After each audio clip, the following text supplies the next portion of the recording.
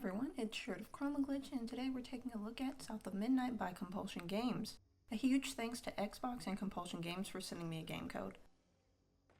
South of Midnight is an action-adventure game where players will explore various myths and legends of the Deep South while uncovering their family's secret past.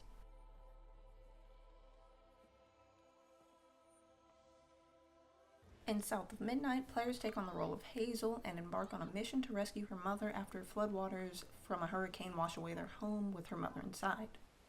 On this journey, Hazel discovers she is a weaver, a magical mender of broken bonds and spirits. What just happened? How did I get back to the shore? Players will have to help Hazel master her new abilities and face off against mythical creatures. From the moment South of Midnight opens, players will be able to tell that they are in for a mystical experience. The opening title sequence on its own is a beautifully crafted piece of animation. It gave me what my favorite Tim Burton films lack regarding representation. South of Midnight features 5 game modes: Scryer, Healer, Weaver, Grand Weaver, and Custom Tapestry. Scryer focuses on the game's story and removes all challenge from combat. Healer focuses more on the game's story while making combat more accessible. Weaver is the default difficulty and offers more balanced combat.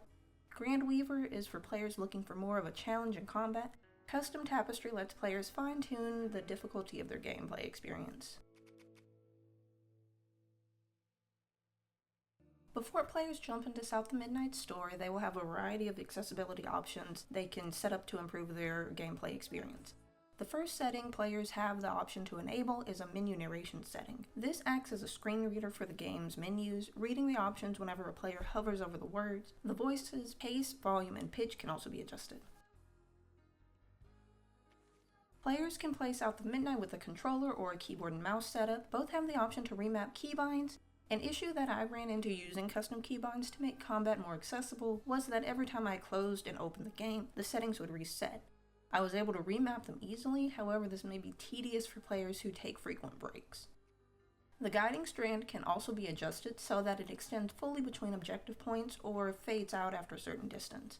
The strand can also be set so that it does not leave the screen or fades away after a short time. A guiding strand can also be given to the player's tiny companion when they enter burrows. Other accessibility options include the ability to adjust the color profiles of various indicators, such as enemy and ally health and Hazel's health bars.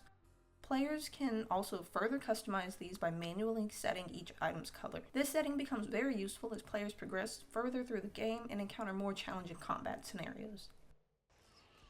Going into the combat side of the game, combat in South of Midnight is challenging in a good way. If players immediately set the preferred keybinds for combat, the first few encounters with Haints will go very quickly. I tried using the default settings at first and could not get past the first combat encounter.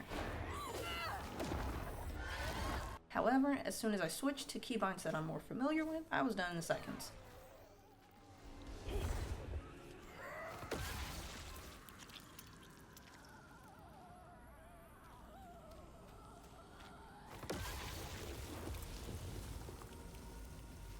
As players journey deeper into the swamps and forests of South of Midnight, they will unlock more abilities to use in combat and traversal. These abilities have cooldowns that players have to manage during combat. Outside of combat, players can use the same abilities without a cooldown limit. Players can also upgrade their abilities using floofs they collect while exploring the world and clearing up tangles.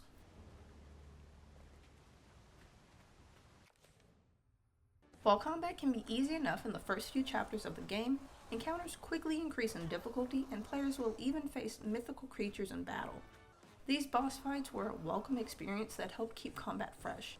Each boss has a unique moveset and multiple phases of combat that require players to strategize on the fly.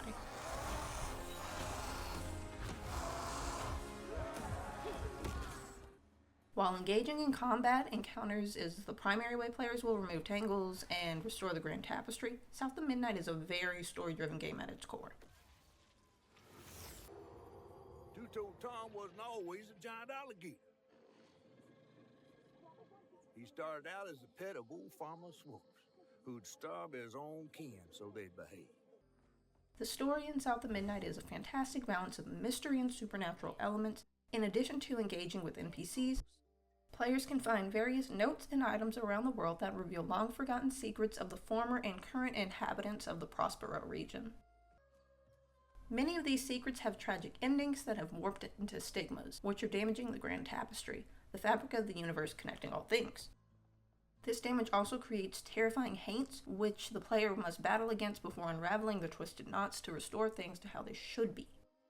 South of Midnight does a fantastic job of bringing Southern American folklore and superstitions to life. Through the mention of creatures and beings such as boo-hags, haints, and even the rougarou, South of Midnight players can find a wide range of Creole diaspora cultural representation, especially those stemming from West African and Caribbean cultures. Another way South of Midnight uses subtle details in the world to tie in more of these folktales is through the use of animals. Rabbits and foxes will lead Hazel and the player to various items and objectives. Rabbits are often present in stories about a clever trickster using their wit to survive.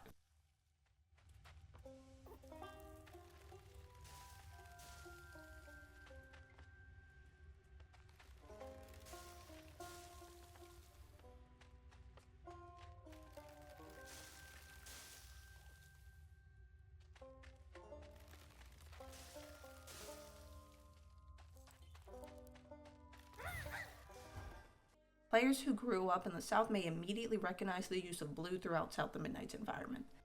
The faded blue can be found on porches and houses and is even used to mark platforms the player can climb. This blue is sometimes known as haint blue and is a form of protection against evil spirits, preventing them from entering homes.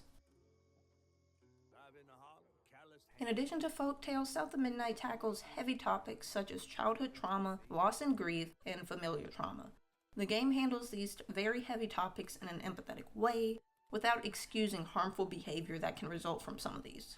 South of Midnight acknowledges that pain, but does not sit and try and excuse the resulting behavior if it is intentionally malicious. At the same time, Hazel will try to help characters that unintentionally cause harm see that it's okay to start learning to forgive themselves for things out of their control. South of Midnight manages to achieve something that so many games fail to do, and that is having a relatable black protagonist, especially one that is Southern, that does not become a harmful caricature. Besides, you are young and spry, my little track star. So often, black girls and women in media are written as one-dimensional stereotypes.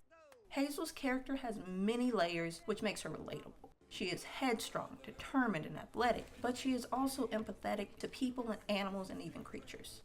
She finds things that some people would think are strange cute. Which I will.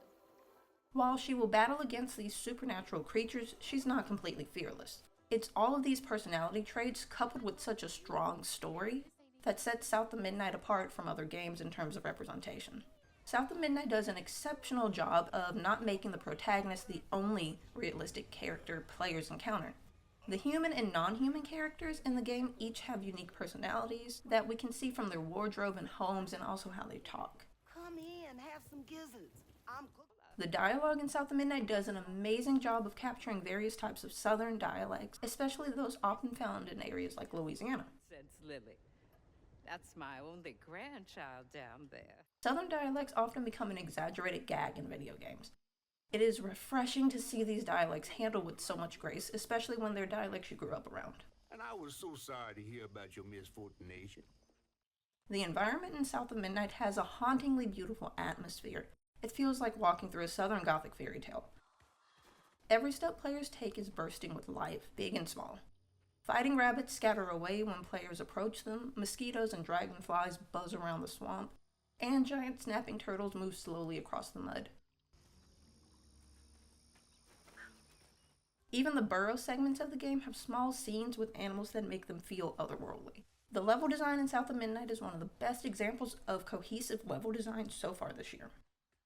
Each character in the game is unique. Their designs fit the painterly style of South of Midnight really well. Anytime the game introduces a new character, so much of their personality shines through their character model's design. Each character feels like a person you know or have seen on the street. Even characters that appear as ghostly memories stand out from one another, which is a nice detail. South of Midnight also does a great job of using music and sound effects to drive the flow as players go from objective to objective. Each level has a unique score that slowly builds as players clear the stigma from the area and eventually encounter an area's boss. In addition, each boss's final song reveals their feelings and responses to the trauma they've experienced.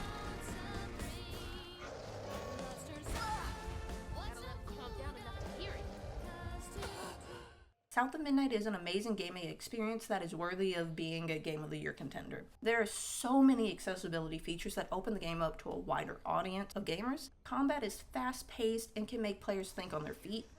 The story in South of Midnight is a refreshing change of pace that highlights American folklore. The writing celebrates the roots of these stories without making everything a hollow caricature. When it comes to representation, South of Midnight does a phenomenal job of making realistic and relatable characters with layers to their personality.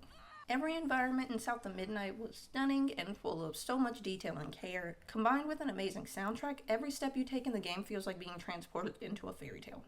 If you enjoy games with plenty of adventure and action that also explore folklore, then you should give South of Midnight a try. South of Midnight is available on Xbox Series X and S and Steam. If you've had a chance to play South of Midnight, let me know what you thought about it in the comments. If you haven't had a chance to play it, share something you're looking forward to about it. If you like this video, be sure to leave a like, and if you want to see more game recommendations, be sure to follow.